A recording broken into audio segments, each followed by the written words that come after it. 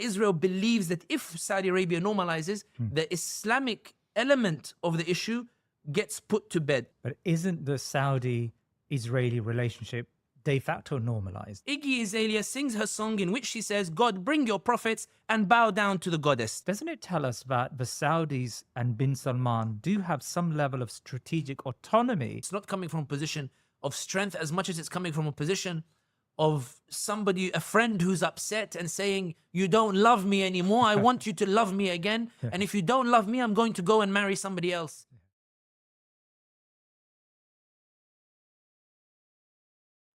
The so-called Abraham Accords, delivered by the Trump administration and embraced by Biden, has solidified Israel's position in the Middle East. To date, normalization has been enthusiastically embraced by the UAE, Bahrain, Sudan, and Morocco. But the United States knows that the prize is Saudi Arabia. In recent weeks, the mood music has been positive for the Americans. It is suggested a deal may be concluded very soon, with the de facto Saudi leader Mohammed bin Salman holding out for concessions before he signs on the dotted line. Our guest this week is Sami Hamdi. He is the managing director of the International Interest, a global risk and intelligence company. He advises governments on the geopolitical dynamics of Europe and the MENA region and has significant expertise in advising companies on commercial issues related to volatile political regions. Sami is also featured as a commentator for Al Jazeera, Sky News, BBC, TRT World, and other news outlets. Sami Hamdi, assalamu alaikum wa rahmatullah, and welcome back to the Thinking Muslim. Wa alaikum salam wa rahmatullahi wa barakatuh. Thank you for having me again. It's wonderful to have you with us. And Sami, what was the response to the last interview we had a few months back? I think the responses were varied. I think overwhelmingly what was the most positive response was that people started to actually look into what's happening in Saudi Arabia. I think the most prevalent response was that for many people, they didn't have any idea that a lot of this was taking place, or if they did, they didn't know the extent to which it was taking place, or even the role in the government in promoting that. And I think where it was quite successful, and particularly successful, bihamdillahi wa fadlih, I think is that it's created that debate and that space for discussion to take place, something that I think that the Saudi authorities were very careful to avoid allowing to take place. So I think now that the ordinary Muslim is aware of a lot of what's taking place, I think that's been the most positive reaction. As always, we always have the polarized reactions, those who say that it's not good to cause instability in the last remaining stable Muslim country. And you have those who are positive that believe at least that there's still hope, there's still optimism in terms of addressing a lot of the issues that the Ummah faces today. That latter argument, how do you respond to, the Muslim who says, look, I go to Umrah, I go to Hajj, I don't really have much influence in the Muslim world. What relationship does it have with me? Why should I be bothered about what's going on at the very high levels of state and government power in Saudi Arabia? The Europeans used to say that they came for the communist and I did nothing. Then they came for another element and then I did nothing. And then they came for me and nobody else did anything either. I think it's about being aware of how these trends are slowly encroaching, and that today it doesn't affect you, tomorrow it will affect you. The freedom with which you practice your religion today, tomorrow there will be restrictions on it if you're staying idle and you're not doing much about it at all. I think for the ordinary person who goes to Umrah, who goes to Mecca and Medina, I think a lot of it is mainly about intention more than actual action, primarily because the ability to do Umrah, the ability to go to Mecca and Medina, the numbers that continue to go show that Islam still matters, shows that the conscience is still alive, show that it's very difficult to restrict and limit that idea of an Islamic identity. I do think that symbolism still matters. So for those people who say that I can't do much, I think going there and continuing to raise the flag of Islam, raising awareness, even if it doesn't mean sharing the content, but at least being aware and telling people about it, I think all that has a relevance. I don't think anybody who goes to Saudi should feel guilty. I don't think anybody who goes to Mecca and Medina for the purpose of doing Umrah should feel guilty, because I think that the reverse alternative is that nobody goes to Mecca and Medina, and I don't think that's what Allah subhanahu wa ta'ala or the Prophet Muhammad sallallahu alaihi wasallam wanted people to do. So I think the direct answer to your question, even though it sounds like it's a fluffy answer, the direct answer is to be aware means that at least when you see a wave that eventually starts emerging that pushes back, you know to jump onto that wave and help to amplify it. even if you don't have the ability to start the wave, when the wave comes, you can be part of it through the means that Allah subhanahu wa ta'ala has given you. Yeah, that's an interest. So how important is it that political awareness should exist within the Muslim Ummah? Because political awareness does sound fluffy. It sounds like it's pretty inane. You know, you're not going to do very much with it, but it's just knowledge. How important is it to have this thinking about where the Muslim Ummah is and her rulers are in the mindset of Muslims around the world?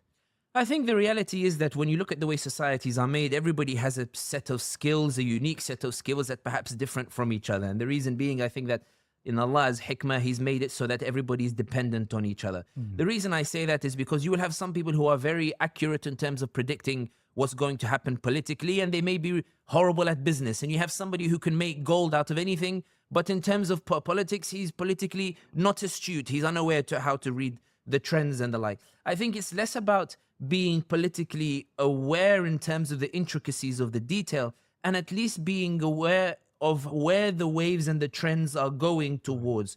To not be blind to what is happening before you, because to be aware of what is happening before you, it then imposes the duty of enjoining what is good and forbidding what is evil.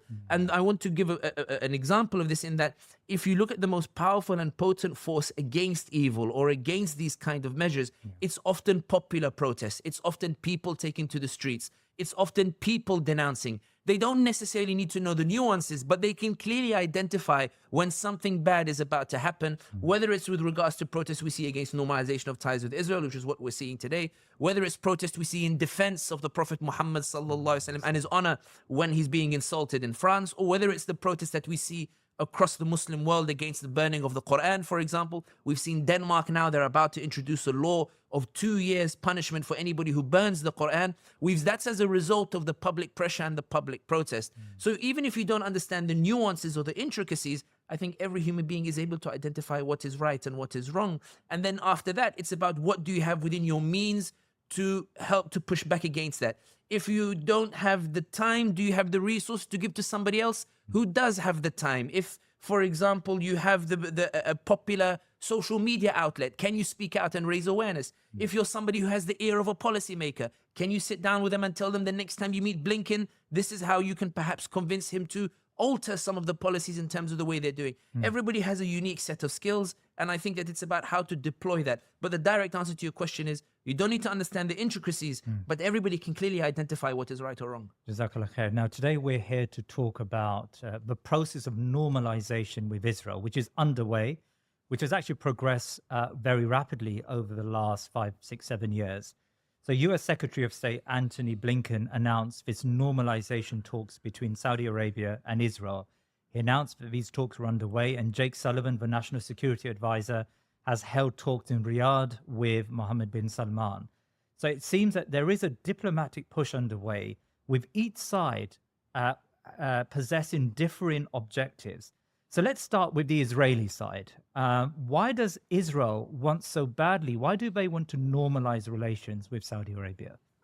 This is a bit difficult to say in a way that is clear, primarily because I think the easiest way to do so is to put yourself in the position of the apartheid regime in Israel. And I don't want to put myself in that position, but I think it's the easiest way to explain it. Yeah. Let's imagine we are the apartheid regime, wa'iyadu billah, in Israel. Let's imagine we are the Israeli policymakers. Yes. In 1948, we deployed our population to oust these Palestinians from their homes. Those who didn't leave, we shot them, we took their land, we took their homes, we established ourselves. When they set up tents a few kilometers away, we went to the tents, we drove them out even further, we built homes on those territories as well. When they fled even further into other cities as well, we successfully managed to go in and turf them even more. When the Arab states got angry and they tried to invade in Egypt, Syria and the like, we managed to survive the war. We managed to take the Golan Heights, which is a very important strategic area. It is said that the Golan Heights against an army of 20,000 can be defended with less than 5,000 troops. They took the Golan Heights from the Syrian authorities as well. They won that war. When Egypt came back again, they only managed to take the Sinai province or peninsula. They didn't manage to make any real gains with regards to pushing you back or pushing your lands. As a result, since 1967, since 1973, King Faisal did an oil embargo. He plunged the world into an economic crisis in Australia, in the US, or the like. But even then, you were still able to expand even more, expand even further. You signed a peace treaty with the Egyptians. You signed a peace treaty with the Jordanians. They're not coming across your border anymore. Meanwhile, those tents that have been established a few kilometers further, you went back and you drove them out even further. You established your settlements. Oslo Accords come in 1993. You've divided the West Bank area into areas A, B, and C. In B and C, you have significant control and influence over those particular territories. You can see that militarily you've expanded, but you don't have official recognition of that from the parties that have promised to wage war on you in order to drive you back. You're still protected by the Americans, you're still protected by the Europeans. And it's in this context, 1996, the Qataris come knocking on the door. They say to you, please go to the Americans and tell the Americans to stop Saudi and UAE from invading us, because I, Hamad bin Khalifa, have done a coup on my father, and the Saudis and the UAE want to bring him back. I'm ready to establish ties with you if you can get the Americans to stop the invasion. The Americans and the French intervene. They stop the invasion. Qatar sends up an Israeli diplomatic office. Morocco sets up an Israeli diplomatic office as well. In 2000, it's reversed. But still, now you're moving towards political recognition of your occupation of territory that you illegally took, and that the Arabs and the Muslim world once promised they would go to war to restore the rights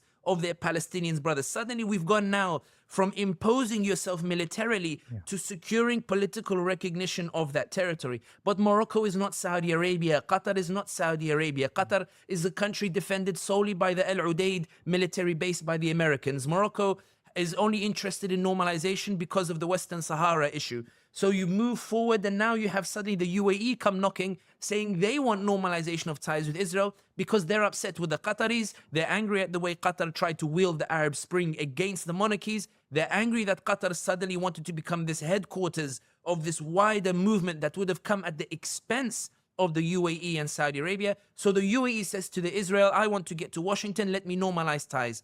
Israel's Donald Trump sees an opportunity. Israel gets happy. They have political recognition, but this is only the UAE. And the UAE is aware that Israel doesn't take seriously the normalization of a country that is the size of the UAE. So UAE says, I will bring along Bahrain with us as well. And then I will bring Sudan. It goes to Sudan, where the UAE has brokered a transition agreement between the army and between these liberal parties that want to rule without elections. And the UAE says that as part of helping to avoid the Sudanese vote for parties because they won't vote for you, normalize ties with Israel. That will get the Americans to be happy with you. They'll give you money, you can solve the economic crisis, and the Sudanese will be happy with you. So UAE brings Sudan along, the UAE brings Bahrain along, and then the UAE goes to the Moroccans and says, maybe the Western Sahara issue, they can resolve it. You can go to Tel Aviv and normalize. Morocco says, I'm going to normalize ties with Tel Aviv instead. So the UAE has brought Bahrain, it's brought Sudan, it's brought Morocco. So for the Israelis, if you're sitting there, you're seeing this momentum, this wave,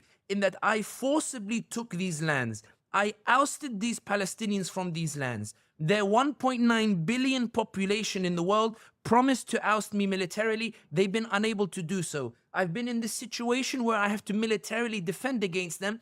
But now those who promised war against me are now officially recognizing my territory. Before they were saying 1967 borders, now they're talking about recognizing every area that I control at this moment in time.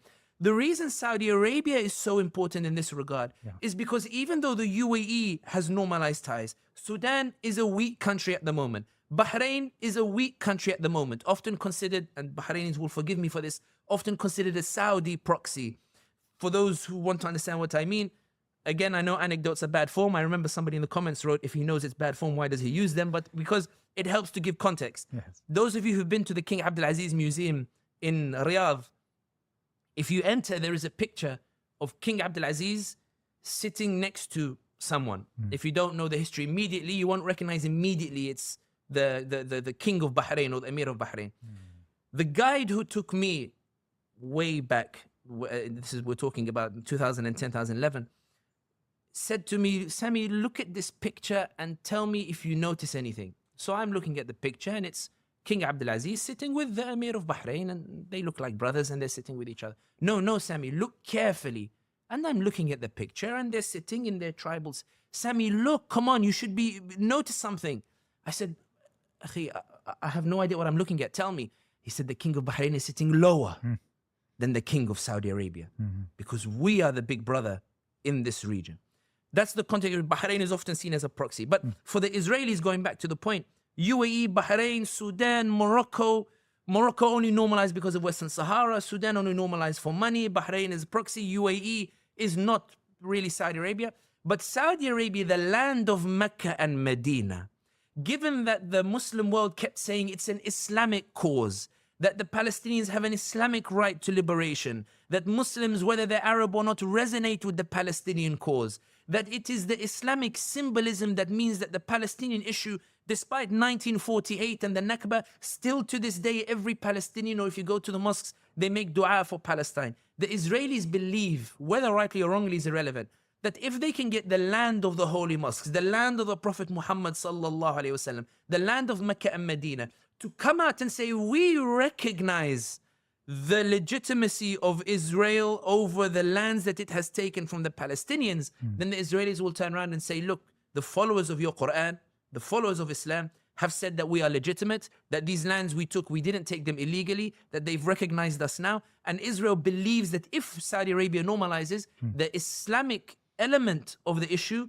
gets put to bed. I think they're wrong in this, but they believe that Saudi Arabia would be the end of this idea of Islamic Palestinian cause. But isn't the Saudi-Israeli relationship de facto normalized? There is this axis between Saudi Arabia and Israel in the region, and the two countries enjoy very strong diplomatic relations. So why formalize it? What's the difference between the de facto relationship and having something formal? I disagree with the notion that they have strong diplomatic ties or that the ties are in fact the de facto. I think if you're talking about bin Salman's era, the Saudi crown prince, certainly there's been an unprecedented drive towards normalization. In that, I mean, we've seen that Israeli teams are now able to enter Saudi Arabia with Israeli passports to participate in sports events such as the Dakar Rally, which in 2021, we saw the Israeli flag and the national anthem being raised at the esports international event or esports World Cup only a few months ago. We're recording this in August 2023, but we saw the Israeli national anthem being played. We saw Israeli official delegations or unofficial delegations in Medina recording themselves saying they're planting the tree again in Medina. That doesn't happen without government consent. We've seen we saw Netanyahu leak that he had gone to Saudi Arabia in 2021 or 2020 to meet with Mohammed bin Salman. The Israeli officials denied, the Israeli government denied it, or Netanyahu's government. The bin Salman's office denied it. But Benny Gantz in a speech said the ones who leaked the details of the secret flight have acted irresponsibly. Members of Netanyahu's party went to the radio confirming that Netanyahu had met Mohammed bin Salman as well. In bin Salman's time, we've seen this unprecedented push. But I don't think it was the case of de facto strong diplomatic ties before bin Salman. And I think one of the greatest proofs of this is even by the admission of the Washington Post. If you look at, there is an article from 2001, 2002 about the moment when Saudi and US relations were about to break, which is when the second intifada took place in 2000. And Bush came out with a speech. Again, this is the Washington Post article talking. We all know the story, but there's no problem repeating it. In that King Abdullah, the story goes, King Abdullah is sitting in his palace and he's watching the TV. And he's watching George Bush give his speech, in which George Bush suggests that the blame for the intifada is on the Palestinians, not the Israelis. And the Washington Post, based on the sources from the Saudi officials, say King Abdullah, quote, went bananas. And he immediately ordered his ambassador to register a protest to Bush, and he canceled the bilateral military meetings that were supposed to take place with the US. The Bush administration was led to believe in the events that took place afterwards that the Saudi king was on the verge of cutting relations with the US. King Abdullah informed Bush, King Abdullah bin Abdul Aziz of Saudi Arabia, that this is the turning point in Saudi-US relations, that we will cut ties with you because of this outrage that you've done with regards to the issue of Palestine and Israel. And Yasser Arafat is on record as actually stating that King Abdullah's rage is what led to the concessions that the US made later in order to secure the peace after the Intifada.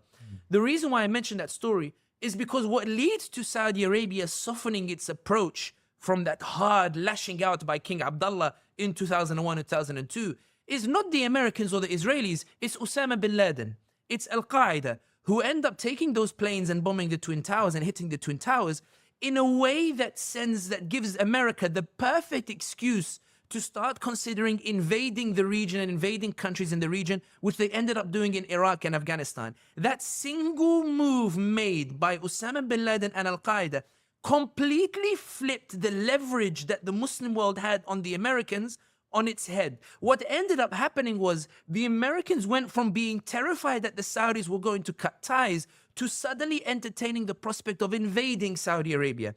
There is a leaked recording that the Qataris have not denied by the former Qatari Prime Minister Hamad bin Jassim in 2003, in which he states, Hamad bin Jassim, that he sat with American officials and they discussed how to split Saudi into 5 different states, and that the pretext for invading Saudi would be the support of terrorism as a result of what Al-Qaeda did on 9/11. That after Iraq, anyone listening to the recording, Hamad bin Jassim says that after Iraq, Saudi Arabia is next. And if you consider where the planes took off with regards to attacking Iraq, they took off from Qatar, they took off from the UAE. In other words, that the US would not invade solely with its own troops. It would be able to depend upon Qatar and depend on the UAE in its invasion of Saudi Arabia.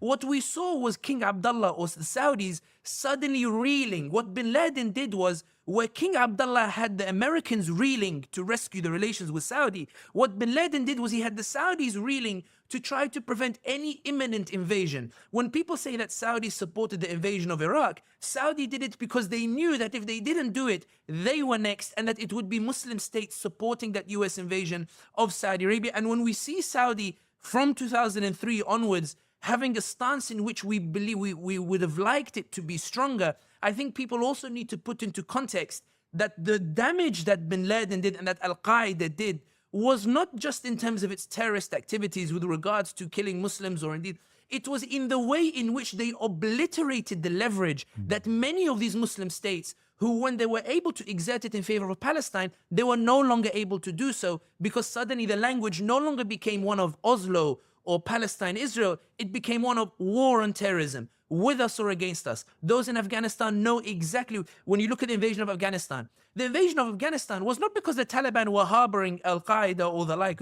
The invasion of Afghanistan, if anybody who reads the extracts of the relation between the Taliban and the bin Laden can see that the Taliban did not like Al-Qaeda, that the head of the Taliban did not like Osama bin Laden, that he considered him a burden, that he didn't like the activities that he was doing in Afghanistan. That didn't matter to the Americans. Even though they knew it, they still invaded Afghanistan. So when people consider, or people listening will think, would Americans really have invaded Saudi Arabia? The belief in Saudi was the Americans would have invaded, that the Qataris would have welcomed splitting Saudi into 5 states, that the UAE would have allowed planes to take off from the UAE. And in fact, before bin Salman comes to power, one of the arguments that the UAE uses to help the Americans agree to bin Salman coming to power is by insisting that bin Salman is coming to power to dispel the ideologies in Saudi Arabia that are at the root of extremism. In other words, UAE is using the same argument that the Americans were contemplating using against Saudi Arabia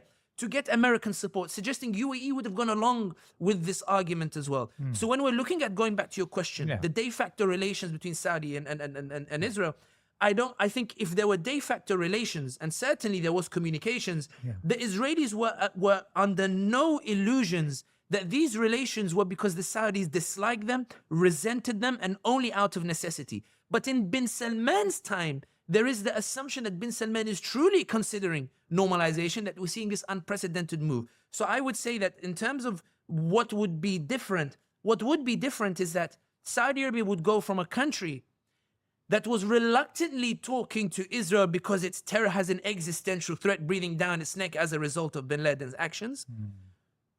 What would be formalized is a new age of thinking from bin Salman, which is that Israel is here to stay. None of us are bothered to go and rescue Palestine. There are benefits to be gained from this. This normalization of ties would be not one that is done for just personal interest, but one that truly changes the landscape and entrenches Israel as an entity. Now, we hear from the Saudis that there is a commitment to the Palestinians if a deal is to be signed with Israel. How do we tie that into Netanyahu's government's lurch to the right? We know that the former Mossad chief likened his coalition partners to the Ku Klux Klan. How do we connect or reconcile the fact that Netanyahu has domestic problems and Saudi Arabia are pushing for some form of Palestinian rights in exchange for normalization? Umar bin Khattab رضي الله عنه narrated that the Prophet ﷺ said, إنما الأعمال بالنيات وإنما لكل امرئ ما نوى. Every act has an intention, and to every man that which he intended. Bin Salman's pursuit. Actually, let's start with this way. At the time that we're recording, late August 2023, there are huge protests taking place in the Libyan capital, Tripoli. Why? Because the Libyan foreign minister, the Israeli foreign minister, Eli Cohen, announced the day before this interview that he had met with the Libyan foreign minister in Rome. And that the topic of normalization, of course, was discussed. So the Libyans are furious with this. Libyans, of course, are renowned in their history for supporting the Palestinian cause. Associated Press report that the CIA director William Burns met with the Prime Minister Abdel Hamid al-Dbeiba, and that normalization was also discussed. But what Associated Press reports, or what analysts are reporting, is that Dbeiba said to them that even if I am not against normalization, I am worried about the public backlash. I would need something to help me tackle the public backlash. The reason why I say this is because the Palestinian concessions, or the concessions for Palestine that bin Salman is pursuing, is in this context.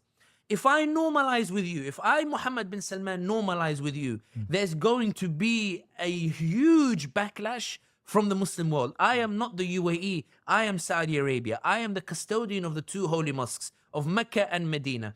If I normalize with you, you have to give me something through which that I can go to Muhammad Jalal and to Sami al-Hamdi and to everybody else in this room and say to them, look, I normalize with Israel, but look what I got for the Palestinians. Right. And Antony Blinken, 2 days before this interview, actually tweeted, the Times of Israel published an article in which Blinken reports that Blinken has told the Israelis that bin Salman needs something to show to the Muslim world. There has to be concessions on the issue of Palestine in order to ensure that Saudi can normalize ties with Israel. Blinken concurs that bin Salman needs something on the issue of Palestine to go to the Muslim world and say, yes, I've normalized with Israel, but look at what I achieved for the Palestinians.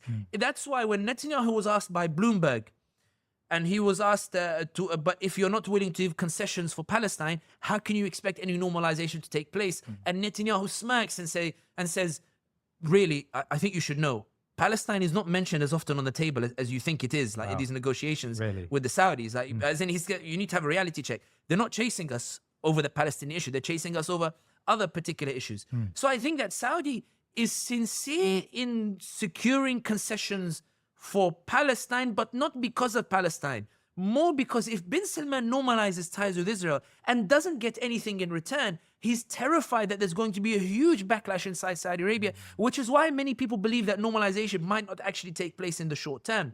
When the UAE were normalizing ties with Israel, the UAE was saying that if we normalize ties with Israel, Netanyahu will halt the expansion into the West Bank. So they weren't even talking about recognizing the state. They were saying we're normalizing and we're going to leverage that normalization in order to halt the expansion into the West Bank.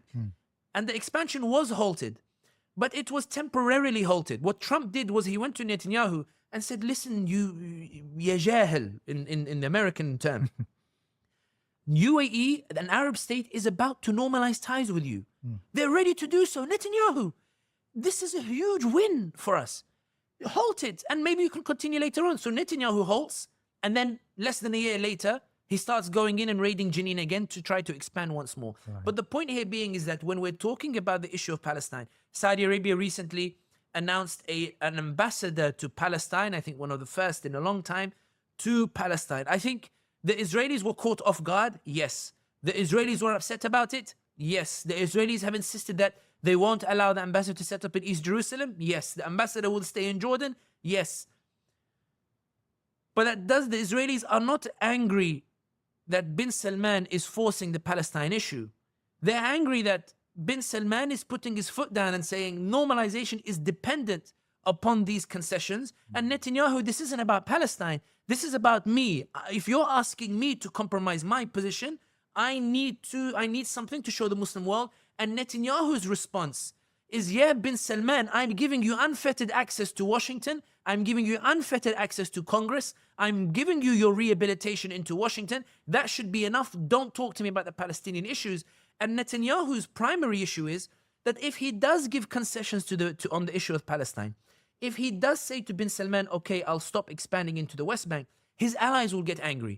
Just today, on my way here to this interview, I'm reading that Netanyahu's ally in the radio is saying, we will not give any concessions on Palestine. It's absolutely a red line. And I think this is where the normalization could be jeopardized. But I think that what bin Salman is doing is that he has this plan B, which is, even if I don't do official normalization, I don't want to antagonize the Israelis. So even if we don't agree on official normalization, your sports teams are coming to Saudi. We're engaging on key issues. We're talking about Iran. We're talking about, how to bring our security apparatus closer together. So maybe these de facto ties are just the way it is. And I think that for Netanyahu and Biden, given that there's a time frame to secure it before the next elections, it may well be bin Salman says that, look, if I can't find a way to present this to the Muslim world, guys, I've proved my sincerity with the de facto ties, but you guys need to consider something for me and you appreciate my situation. Well, Sami, are you potentially exaggerating the opprobrium that comes from the Muslim world, the anger on the streets of the Muslim world towards normalization? We've already had UAE, Bahrain, Morocco, Sudan normalize with Israel, notwithstanding what you said about Libya, and maybe Libya is an exception. After the Arab Spring, maybe there's just an acceptance now that these rulers will do what they want. And there's nothing really that the man on the street, the ordinary woman or man on the street, can do anything about the problems, the challenges that come from these oppressive dictators and authoritarian rulers. When Morocco normalized ties with Israel, the way the Moroccans managed to temper the public backlash was by tying it to an issue that almost every Moroccan is unanimous about. Many Moroccans will compare their issue to the Palestinian issue and the like, which is the Western Sahara. The Moroccans believe that the Western Sahara is a holy cause. It belongs to Morocco. It's a transgression of Moroccan territory and integrity that the Western Sahara still does not belong to Morocco, and that the Algerians are violating the Moroccans by helping the Polisario Front against the Moroccans, and that it is a legacy of colonialism that they cannot fathom, still has not been resolved. What the Moroccans did, or the Moroccan government did, was that it made absolutely clear to its people, we are not normalizing with Israel because we like the Israelis. We are normalizing with Israel because they are promising to deliver the Western Sahara. This is about pragmatism, not idealism. And we already reversed ties with Israel in 2000 in the Second Intifada, when we reversed the opening of the Israeli office. We can easily do it again after the Western Sahara. And that's why the Israelis refused to help Morocco on the Western Sahara even after normalization, and instead insisted that Morocco had to host the Negev Forum, which is a forum of the normalized states in Morocco. Morocco kept delaying and delaying and delaying because Morocco wants to see Israel move first, but Israel are not fools. Israel believe that Moroccans are playing them. So the Israelis said, we want to see you more, you really bury yourself in this normalization before we do anything. And Morocco's response was to threaten Israel with reversal of normalization of ties. The Moroccans made it clear to the Israelis that given that there's no action on Western Sahara, given that Biden, instead of moving along with the Western Sahara and the recognition, is going to the Algerians and promising them that he's not going to do anything on Western Sahara in our favor, we may as well normalize ties. And Israel scrambled to recognize Moroccan sovereignty over the Western Sahara as a temporary stopgap to say to the Moroccans, okay, please don't reverse normalization because we're worried that if you do, Sudan will reverse and Bahrain will reverse or the like. Okay, we've heard the message. We'll talk to Biden and we'll see how to move along with the Western Sahara. The reason that's relevant to your question is because the issue of the argument to present to the Muslim world is very important. Muslims know that Moroccans are against normalization of ties with Israel. But when a Moroccan tells you it's not that I like the Israelis, I want the issue of the Western Sahara, the pragmatism resonates with something of the excuses that we make for Erdogan in Turkey, for example, where Erdogan expands ties with the Israelis, but nobody's under any illusions that he doesn't like the Israelis at all. That's why this is, even when the UAE normalized ties with Israel, the UAE insists that it's doing so on behalf of the Palestinians and that we stop the expansion of the West Bank or the like. It's not about whether the people will actually do it or not. It's about the perception amongst these regimes that this could potentially result in a huge fire and a huge backlash. What bin Salman lacks is an excuse like the Western Sahara, is an excuse like Sudan, which is the lifting of the the burden of the sanctions. When Sudan normalized ties, the Sudanese who supported it or who made excuses for it said, listen, Israel knows that we don't like it. Israel knows that we've normalized for financial assistance, which is why the Americans didn't release financial assistance even after normalization of ties, even after removal of Islam from the constitution, because the Americans felt this was not a sincere normalization. What the Sudanese argue is we normalized ties with Israel for financial assistance. The Moroccans say we normalized for Western Sahara. The UAE tells its people that, look, Qatar did it first, and also we prevented the expansion into the West Bank, which is a very weak argument. UAE has the weakest of the arguments. Bin Salman doesn't have an excuse like that. If Bin Salman is to normalize tomorrow, what excuse is he going to give to the Muslim world? You're not a weak nation. You have money. Biden is already chasing you. You're wielding influence. Your projects are starting to move, albeit very slowly and not in the manner that you wanted it to. You're talking to Iran about a truce, so the issues are expected to de-escalate as well. What is the imminent threat that you are facing that would result in normalization of ties with Israel? And Bin Salman doesn't have that argument. So whereas the Moroccan will sit in a cafe and argue with you and tell you, Muhammad, I'm against normalization, but at least we're doing it for Western Sahara. For the Saudis, they will have a very difficult time in doing so. And I think that what Bin Salman is worried about is not that people will actually revolt, but that they could, and that they would have a reason to do so, and that the Saudi population is still at a stage where you might have an insurgency or the like, and the country will be plunged. And that plan from 2003 to split country into 5 nations, the Americans would gladly do it today if they have a chance. So let's then turn to the Saudis and what the Saudis want to get from it. If it's not Palestine and concessions for Palestinians, what does Saudi Arabia want to get? Now, I've read some papers on this matter, and it seems that it comes down to 3 issues. Saudi Arabia wants from the United States a NATO-like treaty, a security treaty on the level of NATO. Secondly, a civilian nuclear program. They want the Americans to help them and to give them the go-ahead to establish their own civilian nuclear technology. And thirdly, they want to purchase higher-end weapons from the United States. Now, before we look at these 3 objectives in greater depth, it's a question I asked last time. Doesn't it show at least, regardless of where Islam fits into this, and that's a heavy statement, but regardless of that for now, doesn't it tell us that the Saudis and Bin Salman do have some level of strategic autonomy that maybe evaded Saudi rulers in the past? They're able to use normalization with Israel to leverage pretty important or substantial changes in the relationship with the United States. I think that a lot of it was answered in the last interview, but there's a few things that I would add here, which is to flip the suggestion that there is power in the strategic autonomy. There is strategic autonomy in that they are chasing Bin Salman, and Bin Salman is not chasing normalization in the manner that he was before. There is this disillusionment in Bin Salman that it's not worth it at this moment in terms of the prize that's coming.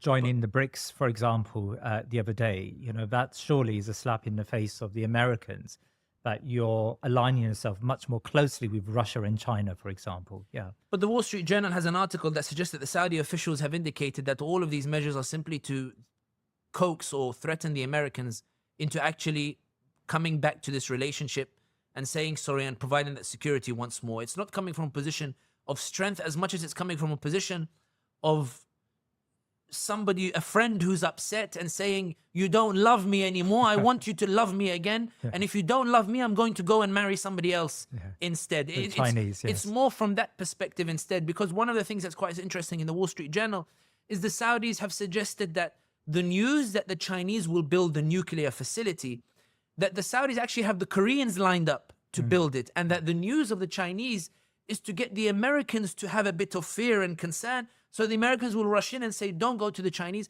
And that's why I think it was quite fascinating that even with the BRICS invitation, the UAE released a statement saying we're joining in 2024, while the Saudis said we're going to look at the invitation and assess its merits and then decide whether we want to join BRICS or not. And there's only one reason they would do that, which is to send a message to the Americans that, guys, I really don't want to be doing this. I really don't want to be going to the Chinese. My Vision 2030 was never supposed to look like Shanghai. It's supposed to look like Miami, as Bin Salman said in his documentary. I want you guys. You're treating me bad. I want us to have a good relationship, but you guys need to get over your own obstacles first. And the reason why I say that with regards to whether he's using normalization, what is he using normalization for? Put yourself in Saudi's position. You are surrounded by Iranian-backed militias in the north, Iran to the east, and Houthis to the south. The Iranians have made you rehabilitate Assad into the Arab League. The Iranians have made you give concessions to the Houthis. The Iranians have made you reinvest in Iraq, knowing the money is going to go to the benefits of their militias and probably find its way back to Tehran. The Iranians have made you consider reinvesting in Syria so that they can start getting the economic benefit from Iran. And when the Iranian foreign minister goes to Riyadh to sit with you and you say to the Iranian foreign minister, okay, come on, I gave you all these concessions now. Do we have a truce? The Iranians say, wait, we have some more. We want to talk about Haql al-Durra. We want to talk about the Durra gas field. Right now, you and the Kuwaitis are sharing it. We believe that you should step aside. We have 40% of the gas field.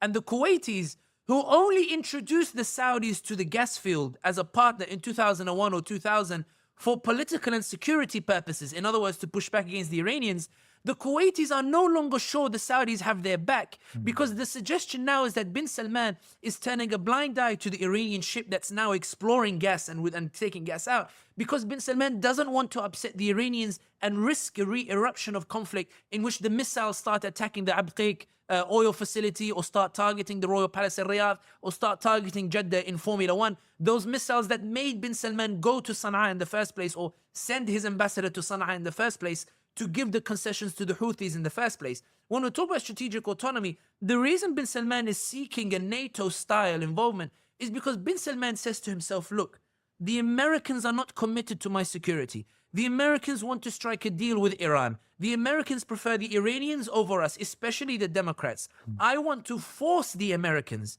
into conflict with Iran by making a NATO-style agreement in which if one of the allies is attacked, America is obliged legally to go and attack the country and that's why the Americans don't want to give a NATO-style agreement with the Saudis, because they know the aim is to attack Iran. So when you're talking about strategic autonomy implies that bin Salman is in a position where he's asserting strength. But a lot of the pursuit of normalization is coming from a position of weakness.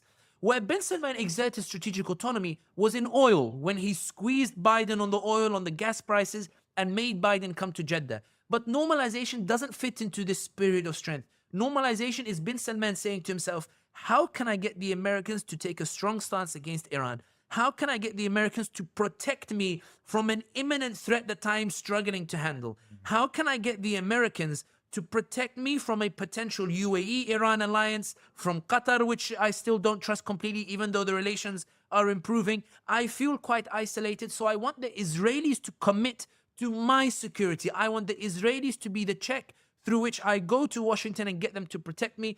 In the same way that Hamad bin Jassim, and I said this in the last interview, but I encourage people to listen to it, to this Hamad bin Jassim interview, 2018, November 2018, France 24, where Hamad bin Jassim is very blunt. He says, when Arabs go to Israel or talk to the Israelis, it's not because they like the Israeli. Bin Salman does not like the Israelis. It's because they believe that Israel is the key to the Congress and the White House. If you notice in the terms that you stated in your question, bin Salman is normalizing ties with Israel, but in the terms that you stated, Israel is not offering anything tangible. It's about NATO security, American weapons, American defense. Bin Salman is talking to the Israelis to get the Americans to come and protect him instead. And that's why I think that for the Israelis, they're the ones pressuring the Americans to come to some sort of agreement. And that's why Netanyahu, when he says that Palestine is not the issue here, because Netanyahu knows why bin Salman is sitting opposite him. He knows that the Saudis are talking to him because they want Washington. So Netanyahu is sitting there and saying to the Americans, bin Salman wants security. They'll tell him he wants Palestine. Hey, give him enough weapons, he'll give up Palestine. Give him the NATO-style agreement, he'll give up Palestine. Blinken is telling me about Palestine, give concessions for bin Salman.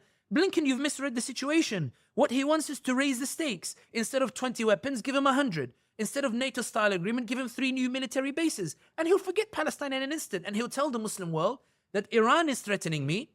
Iran has surrounded me. Iran has its militias firing at me. I have no choice but to get the Americans in, but to normalize ties with Israel. And it's not that I like the Israelis, it's that I needed them to get the Americans. You guys accepted it for Qatar. When Qatar did it, you had no problem because Qatar's media kept promoting Muslim Brotherhood and the Islamism and the like. Sincerely, I'm not saying Qatar did it necessarily for Machiavellian reasons.